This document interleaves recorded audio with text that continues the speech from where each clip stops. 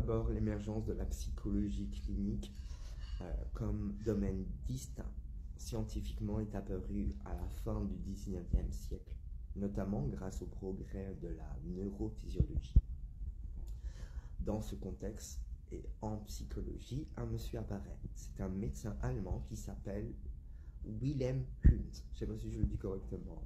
Il crée en 1879, tu sais quoi frère, le premier laboratoire psychologique à Lipetz. Il faut que tu saches aussi qu'il s'est intéressé notamment à la mesure de la complexité des processus psychologiques grâce à une méthode, laquelle la méthode de réaction.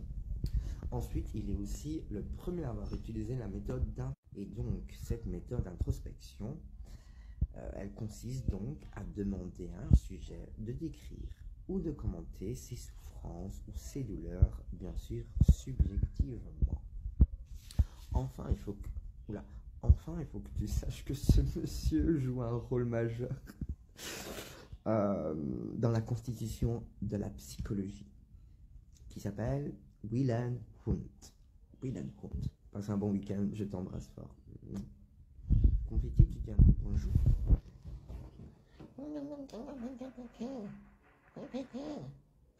T'ennuies trop.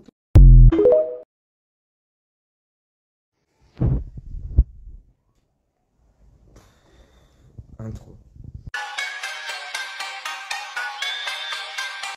Je sais pas à quoi me sert ce micro, mais bon. Tout d'abord, les théories cognitivo-comportementales cherchent à comprendre, à décrire et à traiter les troubles psychiques sur deux axes. Le premier axe, c'est l'axe comportemental.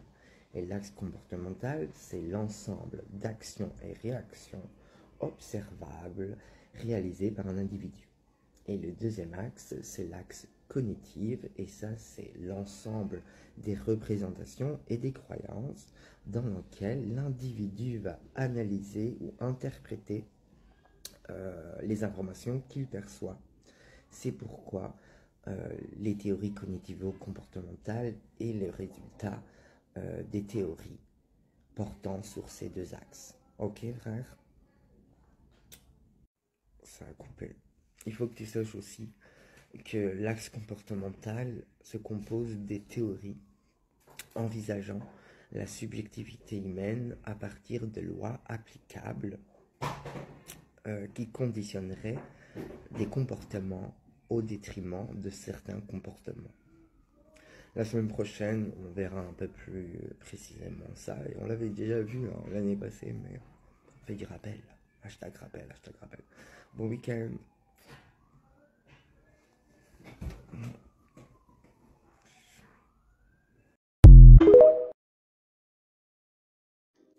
Tu sais quoi, frère, comme j'ai un peu de retard, aujourd'hui on voit psychologie clinique et psychologie du travail 2 en 1. Ça te dit? J'espère que tu vas bien. On commence direct.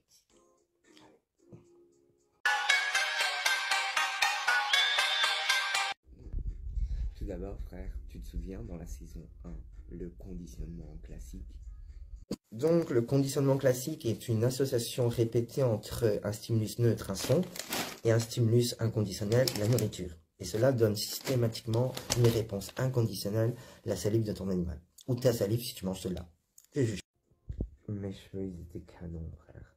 Donc, quelques années plus tard, Skinner va lui proposer, toujours à partir d'observations issues d'expérimentations animales, le conditionnement opérant.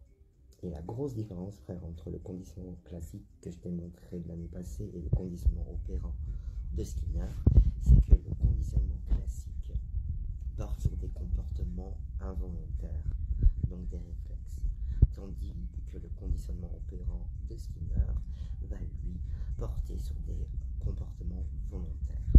Il faut que tu saches aussi que selon Skinner, l'apprentissage d'un comportement est la conséquence d'une fonction issue par ce dernier. Qu'est-ce que je devais te dire aussi sur ça? Bon, voilà. Et psychologie du travail, des organisations que je dois refaire.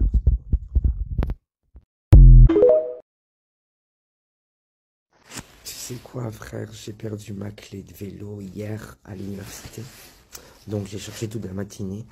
La double des clés, je ne l'ai pas trouvé. Donc je suis en train de me dire, est-ce que je vais aller dans un magasin acheter un casse-attache, je sais pas comment on appelle ça, et casser mon attache. Allez, franchement, je suis trop deck. C'est pour ça que je suis en portable. Voilà. J'espère que tu vas bien. Allez, on y va direct.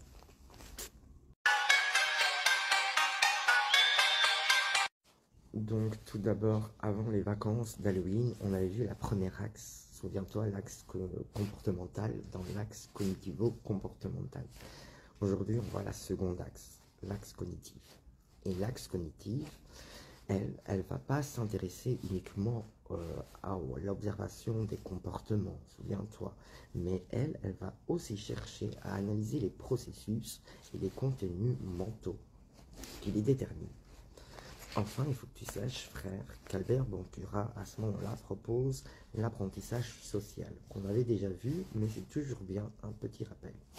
Et l'apprentissage social, c'est une théorie qui met l'accent sur l'importance de l'observation, l'imitation et de la mobilisation du comportement d'autrui. Enfin, selon Albert Bandura, les individus apprennent en observant les actions. Ah, ça se coupe direct. Donc, selon Albert Bandura, les individus apprennent en observant les comportements d'autrui et en les intégrant ces observations dans leur propre comportement. Je t'embrasse.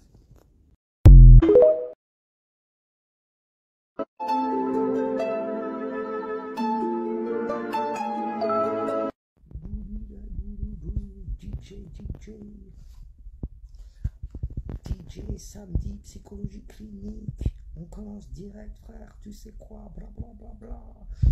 Donc, dans la pratique clinique des théories cognitivo-comportementales, dans l'articulation des deux axes qu'on avait vus dans les dernières vidéos, cela vise à modifier la manifestation de psychopathologie en remplaçant des schémas cognitifs ou apprentissage par d'autres schémas cognitifs et apprentissage jugés plus adaptés au contexte de la vie du patient. Et pour ce faire, frère, on peut utiliser la normalisation ou la psychoéducation. Ensuite, il faut que tu saches aussi qu'il existe le protocole standardisé. Et le protocole standardisé se fait en 5 étapes. Mais comme je suis fatigué, on verra ces 5 étapes samedi prochain. Je t'embrasse fort.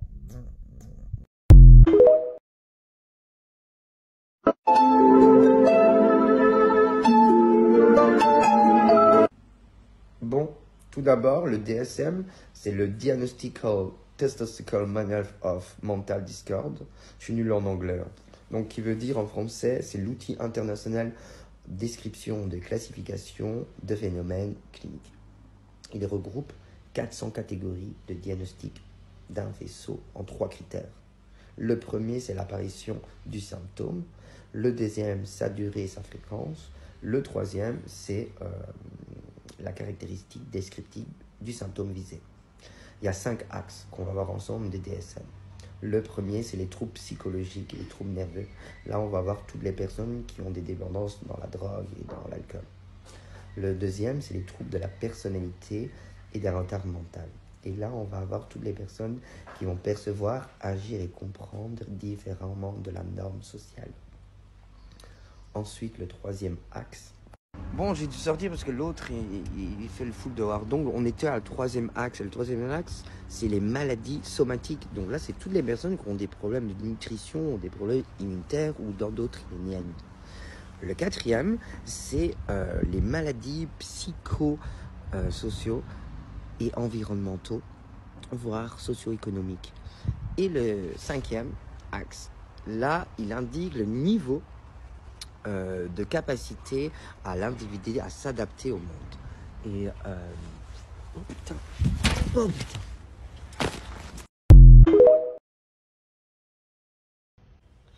Écoute frère, un exemple de ce qu'on va apprendre aujourd'hui. Confetti, tu dis tu sais quoi frère?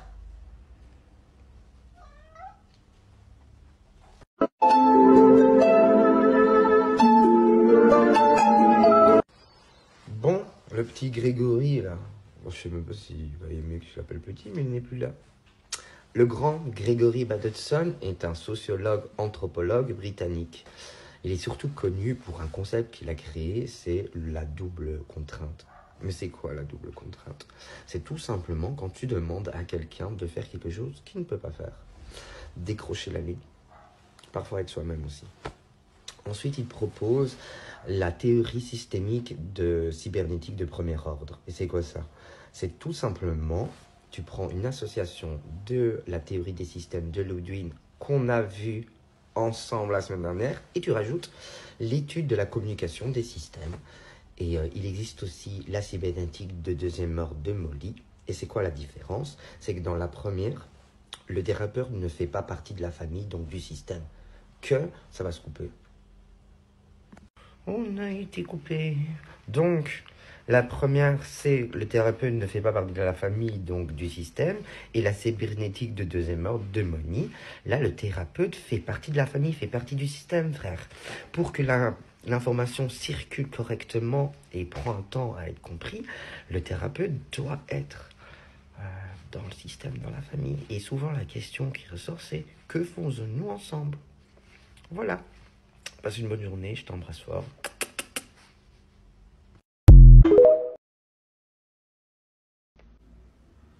Tu sais quoi, frère? Je suis en train de penser à quelque chose. Je suis obligé de voir le cours de biologie cellulaire, mais j'ai tellement de graphiques que j'ai pas envie de te dire les termes sans te montrer quelque chose. Donc, je pense que ce cours, je le ferai une grosse vidéo sur YouTube et je vais me concentrer sur psychologie clinique et sociale, etc., etc. On arrive bientôt aux examens. J'espère que tu vas bien. Je vais bien. Confetti va bien aussi. Et aujourd'hui, on voit le transfert en psychologie clinique. Donc voilà, on y va. Oh, comment ça s'appelle encore, tu vois, quand les gens ils font comme ça, ils parlent tout doucement, ils font... Et puis après, ils ont des longs ongles, ils font... Je sais pas pourquoi je pense à ça là-dedans. Allez, transfert.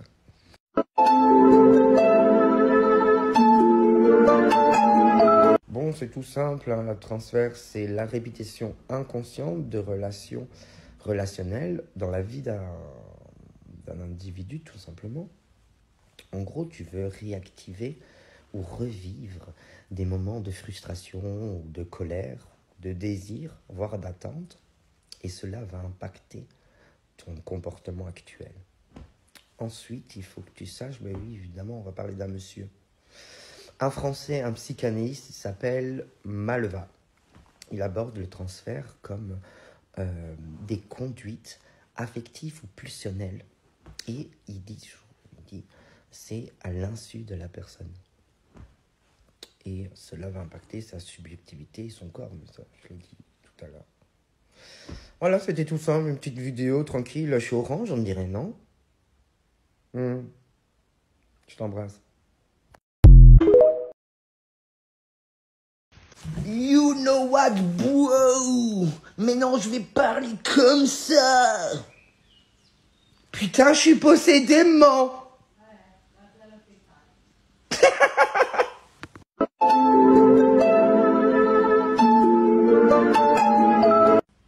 Bon, j'avais pas envie de faire des vidéos et j'avais pas envie de parler de Winnie l'ourson parce que je l'aime pas, Winnie l'ourson. Alors, on va parler de Winnington, qui est un pédiatre anglais. Il a développé la psycho-affective chez l'enfant et il a développé la préoccupation maternelle primaire. Mais c'est quoi la préoccupation maternelle primaire? C'est tout simplement, c'est le potentiel de l'environnement affectif à s'adapter de manière vivante ou spécialisée aux besoins du nourrisson, parce qu'on parle de l'enfant. Et il y a 3 fonctions. La première fonction, c'est le holding. Le holding, c'est la manière dont l'enfant va être manipulé physiquement. Le deuxième, c'est le hiding. Ça, c'est la manière dont l'enfant va être manipulé sensoriellement. Et le troisième, c'est l'objet presenting.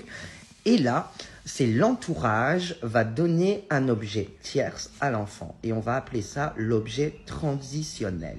Bon, ça s'est coupé. Un objet transitionnel. Transitionnel.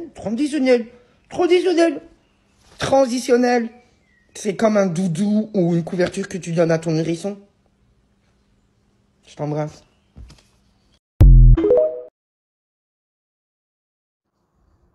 Je sais pas ce qu'il fait. Tu sais quoi, c'est un fou, frère. Et toi, t'es un fou? J'espère que tu vas bien. Spécialement aujourd'hui, mais je vais te dire, on a terminé tout le cours de neurosciences en neurobiologie, parce que je t'ai dit, hein, tous les lundis, on voit neurosciences, et puis maintenant, j'ai remplacé neurosciences par biologie cellulaire. C'est pour ça que j'ai appelé le cours neurobiologie, parce qu'il y a neurosciences et biologie cellulaire. Mais c'est pas ça qu'on fait aujourd'hui. Aujourd'hui, on voit Mélanie Klein en psychologie clinique, que je vais reprendre tous les samedis, frère. J'espère que tu vas bien. Je tourne la vidéo à 20h et quelques. Et on a encore un peu de soleil pour ce vendredi, ça fait plaisir. J'espère que tu passes un bon week-end, un début de bon week-end. Et Confetti, mais tu fais quoi en fait? Sors! Si, sors! Tu fais quoi? Et tu fais quoi, dis-moi?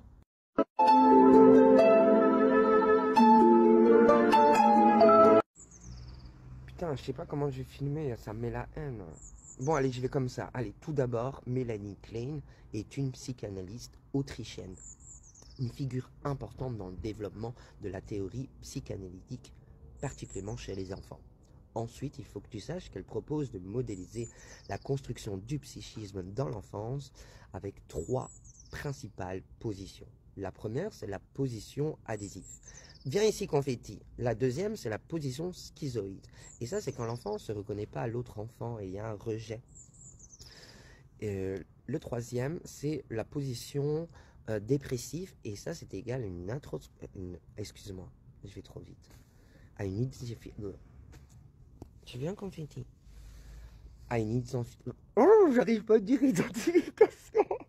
À une handicap. Oh mon Dieu, j'arrive. 1, 2, 3, 4. Identification introspective. Bon, je me suis levé. Enfin, elle se caractérise par 3 caractéristiques. La première, un mode d'angoisse. 2, un type d'objet relationnel. Et 3, un mécanisme de défense. Et sans oublier quelle est la grosse différence entre Freud et Mélanie, c'est que Mélanie, tous les stades que je viens de te dire là, s'accumulent. Tandis que Freud, chaque stade doit être remplacé par un autre stade. Passe une bonne soirée. Est-ce que je peux te montrer Confetti? Je ne sais pas. Confetti? Tu dis au revoir à tout le monde?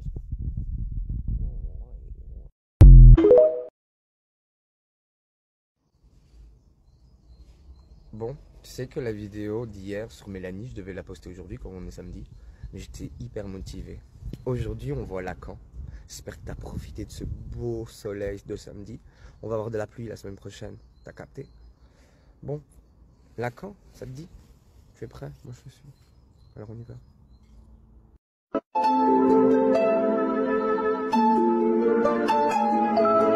Bon, ce petit Jacques. Tout d'abord, Jacques Lacan est un Français, psychiatre et psychanalyste. Il a contribué beaucoup à la psychologie clinique, notamment par un phénomène, lequel, la notion du miroir. Et la notion du miroir, c'est un phénomène d'identification de l'enfant à l'image de son semblable. Ensuite, que se passe-t-il si le stade de miroir ne se produit pas? Tout simplement, on a pu observer chez certains patients la persistance d'un corps qui leur est étranger.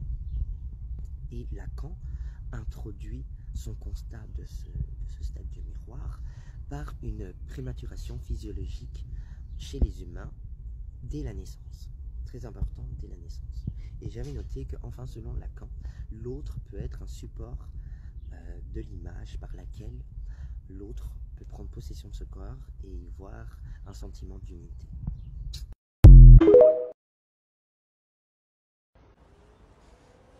Ça va être sauvage comme ça, non?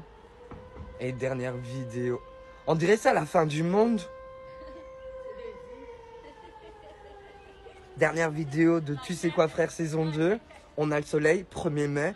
On voit Billon. Wilfred. On y va? J'espère que tu vas bien. Allez.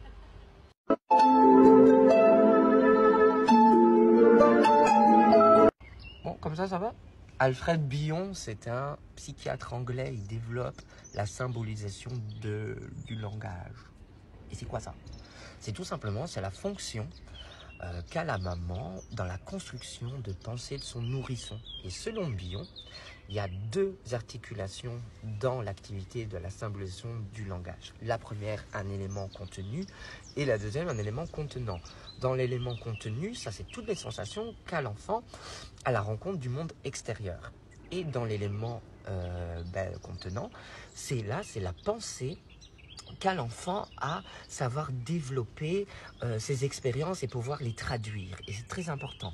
Et qu'est-ce qui produit cette symbolisation du langage? C'est tout simplement, c'est l'environnement affectif de l'enfant doit avoir une métabolisation. Donc ça s'est coupé au meilleur moment. Donc la métabolisation psychique, c'est égal à la capacité de rêverie maternelle. En gros, frère, c'est la capacité qu'a l'enfant à digérer les choses de la vie. Et c'est très important. Si cela se produit, alors, donc si l'environnement affectif aide à faire une métabolisation psychique, donc aide à l'enfant à digérer des choses, alors là c'est un élément alpha. Si maintenant l'environnement affectif n'arrive pas à aider l'enfant à produire une métabolisation psychique, donc à aider qui digère les choses de la vie, alors là, l'enfant risque d'être beaucoup plus brut, menaçant, et donc là, on a... Oh mon Dieu, il y avait une abeille! Un élément bêta. Je vais la regarder cette vidéo, passe une bonne journée, je t'embrasse fort.